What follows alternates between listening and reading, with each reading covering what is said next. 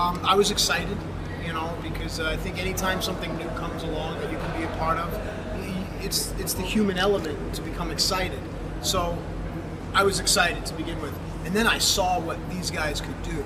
I saw the set, I saw all the people that were behind it, and I started to get really excited. But in that excitement comes a little bit of anxiety, some nerves, you know, you want to do well and you want to perform at the highest level. So, you know, those are my feelings when it was born. And what was your expectations before the first year? Were any fears maybe?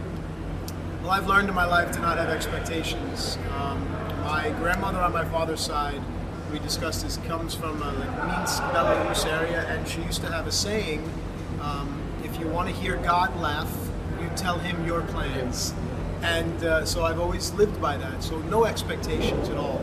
But once it took off the way it did, I started to wonder, you know, how big can this get? And here we are seeing just how big this tree is growing. Can you compare the announcing table experience between Lucha Underground and other major companies? I just think the size of the production is different. With some other major companies, you have a lot more voices in your ears, and there's so many different cues. There's camera cues, there's commercial cues, there's all kinds of things. Here, it's on a smaller scale because you know, a lot of those production cues and things like that are handled by someone entirely different. So I don't get to hear a lot of that. So it allows me to just turn my brain on, whatever comes out, comes out. And sometimes I wish I could pull some stuff back, but for the most part, it's out there, it's out there. So it's easier than the live? It's different. You know, live, sometimes you get so caught up in the action, but you have to remember that you have a responsibility to speak a certain way and to tell a story. Sometimes you just get caught up as a fan. Here, if you heard some of the things that we didn't air, that could be an episode all in like a bloopers episode, because some of the stuff that Vampiro and I say is just natural talk that maybe shouldn't go on the air. So I heard about the great atmosphere in the locker. So are there any leaders or everyone is equal? I feel that everyone, from the top guy to the guy who's just walking in, everyone wants to see Lucha Underground succeed. So based on that equal desire, I think everyone steps up into a leadership role.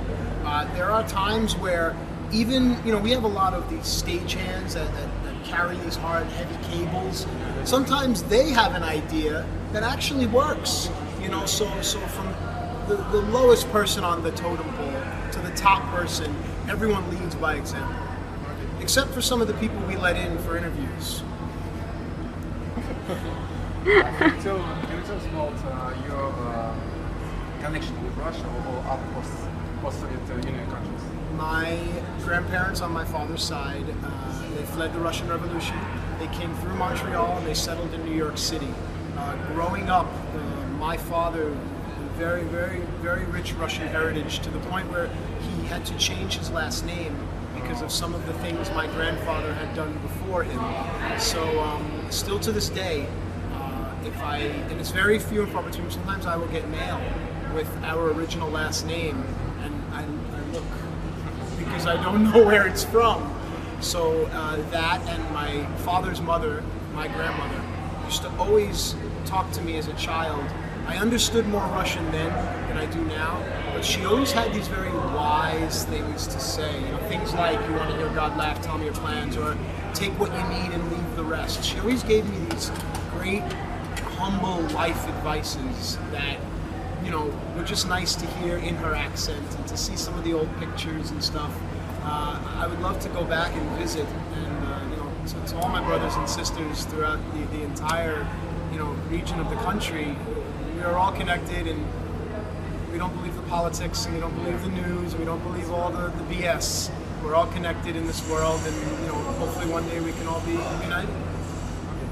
Name 3 first words that say in Russian. One is a bad word. It's okay. Korva, prosu, to shoot, and the other one, spasiba, nostrovia is Polish, spasiba, and then other like curses, like things like this, but I think that's Slavic, yeah? Schleichs. Yeah. So in the Now end, you teach me. when the camera is up. Ah! So any words to the Russian fans? You know, just what I said before. I'd love to come. I really would. I think there's something about, you know, in this world we travel everywhere, but if we can return back to where we really are home, you know, really our motherland, I think that there's some kind of cosmic connection that, you know, people feel. And I would love to feel that, just to step foot on Russian soil, to feel and walk where my forefathers and ancestors walked, in the stories that I would hear. So hopefully one day I can come and maybe marry a beautiful woman.